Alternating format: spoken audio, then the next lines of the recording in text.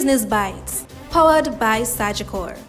Hello, I'm Andrew Laidley with your Business Bites. Despite a depressing performance up to December 2021, Palace Amusement Company Limited may be seeing the light at the end of the COVID-19 tunnel as a number of box office hits kept cinema doors open. Revenue for the July to December 2021 period jumped by 248% to $231.67 million when compared with 2020.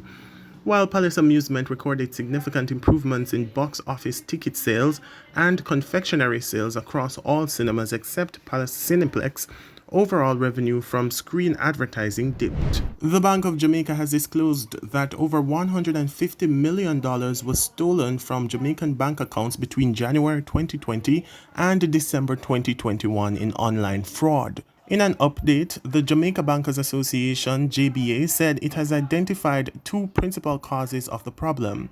The main cause comes from external events and includes money muling. Expert bank fraud source St. Paul's Chambers defines money muling as money transfer scams which occur when a scammer tricks victims into transferring money from their bank account.